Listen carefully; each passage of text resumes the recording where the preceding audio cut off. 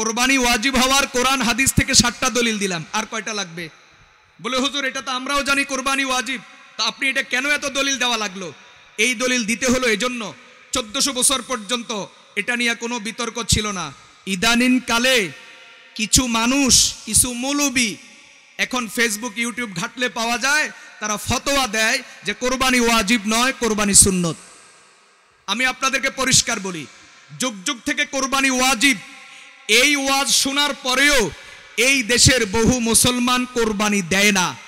এখন যদি শুনে কোরবানি সুন্নত ওয়াজিব না, তাহলে নতুন করে কেউ কোরবানি দেওয়া তো দূরের কথা, যারা এতদিন কোরবানি দিচ্ছে তারাও কোরবানি ছেড়ে দিবে।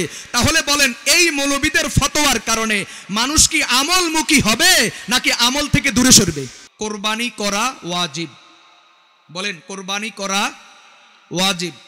কার উপরে ওয়াজিব পরে বলছি, আগে শুনেন কোরবানি করা যে ওয়াজিব এই বিষয়টা পরিষ্কার হোক। কেন এই আলোচনা আমি আপনাদের সামনে করতে যাব এর কারণটাও পরে বলছি। আগে শুনেন কোরবানি যে ওয়াজিব, কোরআন হাদিস থেকে এই বিষয়ে দলিল পরিষ্কার হোক। কোরআনে কারীমে আল্লাহ তাআলা, আমি যে সূরা তেলাওয়াত করেছি যেটা সবাই জানেন, এই সূরার মধ্যে আল্লাহ রাব্বুল আলামিন ইরশাদ করেন, ইন্না আ'তাইনাকাল কাউসার ফাসাল্লি লিরাব্বিকা ওয়ানহার ইন্না শানিআকা হুয়াল আবতার। আল্লাহ তাআলা নবীজিকে বলছেন ফাসাল্লি লিরাব্বিক, আপনি আপনার রবের সন্তুষ্টির জন্য নামাজ পড়ুন, ওয়ানহার কোরবানি করুন। রবের জন্য নামাজ পড়ুন, ঈদের নামাজ, আর ঈদের নামাজের পরে কোরবানি। যেইভাবে আমরা করি ঠিক সিরিয়াল আল্লাহ তাআলা এইভাবে দিয়া দিলেন, আগে নামাজ তারপরে কোরবানি। ফাসাল্লি লিরাব্বিক, নামাজ পড়ুন, ওয়ানহার কোরবানি করুন। তাহলে আগে নামাজ এরপরে কোরবানি, আল্লাহ তাআলা এই সিরিয়াল কোরআনে কারীমের মধ্যেই দিয়া দিলেন। এজন্য কেউ যদি আগে কোরবানি করে পরে নামাজ পড়ে তাহলে তার কোরবানি হবে না, কোরবানি তাকে আবার দিতে হবে। আচ্ছা বলেন কোরবানি যে করা লাগবে নির্দেশ কার? তো আল্লাহর নির্দেশ সুন্নত। বলেন আল্লাহর নির্দেশ সুন্নত। আল্লাহর নির্দেশ কমপক্ষে ওয়াজিব হওয়া দরকার, সরাসরি নির্দেশ ফাসাল্লি লিরাব্বিক ওয়ানহার, নামাজ পড়ুন, কোরবানি করুন। কোরবানি যে ওয়াজিব এই বিষয়ে পরিষ্কার 1 নাম্বার দলিল কোরআনের আয়াত। 2 নাম্বার সহিহ বুখারী এবং মুসলিমের বর্ণনা, হযরত জুনদুব ইবনে আব্দুল্লাহ রাদিয়াল্লাহু তাআলা আনহু তিনি বলেন, রাসূল করিম সাল্লাল্লাহু আলাইহি ওয়াসাল্লাম একবার ঈদের দিনে নামাজ পড়ে বের হওয়ার সাথে সাথে দেখে কিছু মানুষ ওদের কোরবানির পশু জবাই করে ফেলেছে। মাত্র নামাজ কি করলেন? নবীজি শেষ করলেন। শেষ করার পরেই দেখে যে কোরবানির পশু জবাই করা। তো বুঝাই যায় এরা জবাই করেছে কখন? নামাজের আগেই। তো রাসূল করিম সাল্লাল্লাহু আলাইহি ওয়াসাল্লাম বললেন, মান যাবাহা ক্বাবলা আন ইউসাল্লিয়া আও ক্বালা নুসাল্লিয়া, যে নামাজ পড়ার আগে অথবা আমরা নামাজ পড়ার আগে জবাই করেছে, ফালিয়াজবাহ মাকানাহা উখরা, সে যেন আরেকটা জবাই করে, তার জবা হয় নাই। তো জবাই যেহেতু ভুল হয়েছে এজন্য তার কাজা দিতে হবে, আরেকটা জন্তু জবাই করতে হবে। এই বুখারী মুসলিমের এই হাদিস, এটাও পরিষ্কার দলিল কোরবানি করা ওয়াজিব, কোরবানি করা সুন্নত নয়।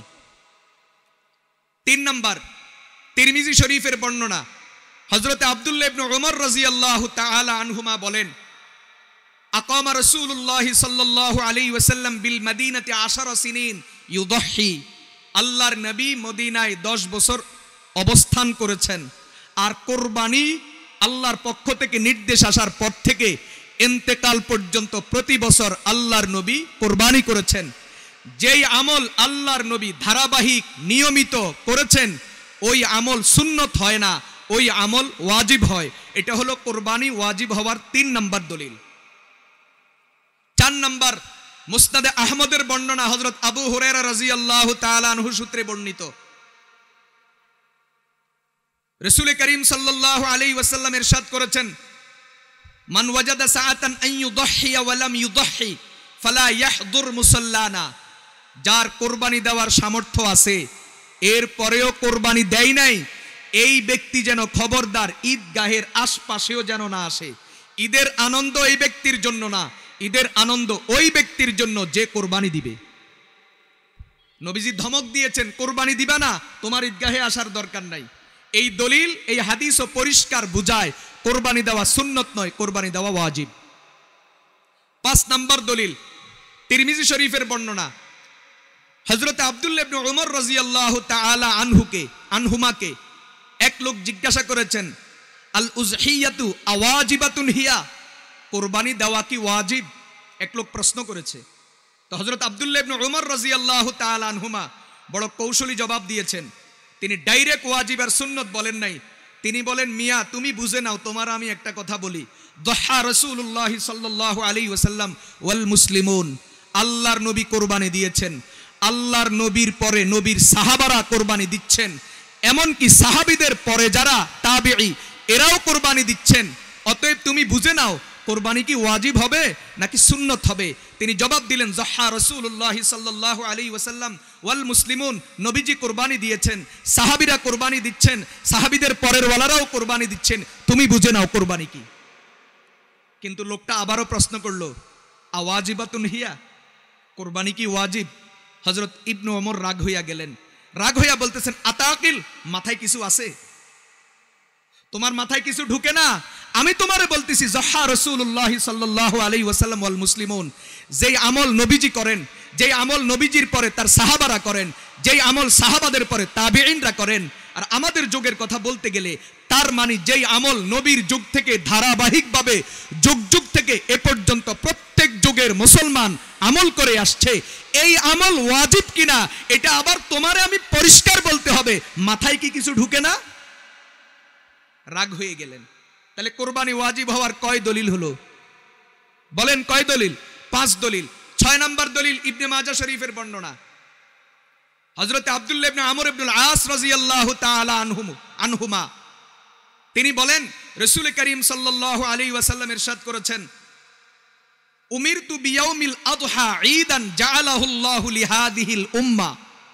নবীজি বলেন, আল্লাহ আমাকে আদেশ করেছেন, আল্লাহ আমাকে নির্দেশ দিয়েছেন, আমি যেন এই দিনটাকে এই উম্মতের জন্য ঈদের দিন ঘোষণা করি, আমি যেন এই দিনটাকে এই উম্মতের জন্য ঈদের দিন বানায়া দিই। আল্লাহ তাআলা এই মর্মে আমাকে আদেশ করেছেন, আমাকে নির্দেশ দিয়েছেন। তাহলে যেই দিনের ব্যাপারে, যেই দিনের আমলের ব্যাপারে সরাসরি নবীজির প্রতি আল্লাহর পক্ষ থেকে নির্দেশ, এটা সুন্নত না ওয়াজিব? কয় দলিল হলো? 6 দলিল। 7 নম্বর দলিল, আবু দাউদ শরীফের বর্ণনা।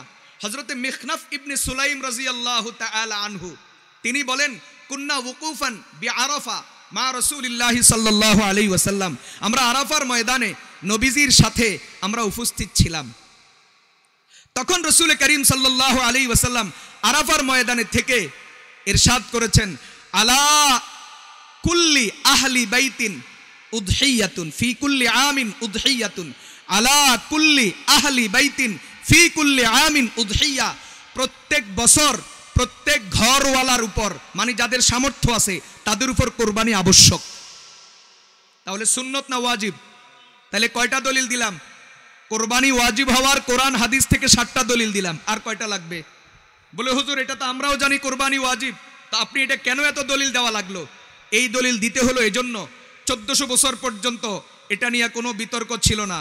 ইদানিং কালে কিছু মানুষ, কিছু মৌলবী, এখন ফেসবুক ইউটিউব ঘাটলে পাওয়া যায়, তারা ফতোয়া দেয় যে কোরবানি ওয়াজিব নয়, কোরবানি সুন্নত। আমি আপনাদেরকে পরিষ্কার বলি, যুগ যুগ থেকে কোরবানি ওয়াজিব, এই ওয়াজ শোনার পরেও এই দেশের বহু মুসলমান কোরবানি দেয় না। এখন যদি শুনে কোরবানি সুন্নত ওয়াজিব না, তাহলে নতুন করে কেউ কোরবানি দেওয়া তো দূরের কথা, যারা এতদিন কোরবানি দিচ্ছে তারাও কোরবানি ছেড়ে দিবে। তাহলে বলেন, এই মৌলবীদের ফতোয়ার কারণে মানুষ কি আমলমুখী হবে নাকি আমল থেকে দূরে সরবে? ইসলামের যেই যেই আমল নিয়ে সমালোচনা বিজাতিদের কাছে, বিধর্মীদের কাছে, পৃথিবীর ইসলামের দুশ্মনরা ইসলামের যেই যেই আমলের কারণে তাদের গায়ে জ্বালা, এমন একটা আমলের নাম কোরবানি। কোরবানির সময় আসলে তাদের পশু প্রেম জাগে। কোরবানির সময় আসলে কোরবানির নামে মুসলমান নাকি জীব হত্যা করে, জীব হত্যা মহাপাপ, এই জাতীয় কথা বলে। এবং কোন কোন পৃথিবীতে গোষ্ঠী আছে যারা গরু কোরবানি দিলে ওদের কলিজায় জ্বলে, কলিজায় আগুন লাগে। আমরা পরিষ্কার বলি, যেই সকল মৌলবীরা এই যুগে এসে এই ধরনের ফতোয়া দেয় কোরবানি দেওয়া সুন্নত ওয়াজিব নয়, আমি পরিষ্কার বলি এই ফতোয়ার কারণে কোনো মুসলমান খুশি হবে না, মুসলমান উপকৃত হবে না, গরিব গোরাবা উপকৃত হবে না, বরং এই জাতীয় ফতোয়ার কারণে ওই যাদের কোরবানির কারণে গাজলে ওরা খুশি হবে। এই জাতীয় ফতোয়ার কারণে ইন্ডিয়ার পক্ষে দালালি হবে। কথা বলেন ঠিক না ঠিক? কথা বুঝতেছেন? আল্লাহ তাআলা বুঝার তৌফিক দান করুন।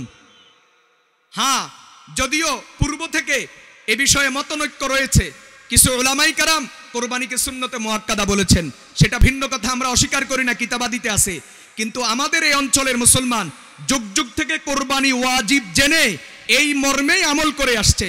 অতএব যেখানে সহিহ ধারায় কোরআন হাদিসের ভিত্তিতে কোরবানি ওয়াজিব এবং এই মর্মে এই অঞ্চলের মুসলমান আমল করে আসছে, সেখানে নতুন ফতোয়া দিয়ে উম্মতের মধ্যে ফিতনা সৃষ্টি করা ছাড়া, ইহুদি আর ওই ইন্ডিয়ার হিন্দুত্ববাদীদেরকে খুশি করা ছাড়া আর কিচ্ছু হবে না। কথা বলেন ঠিক কিনা?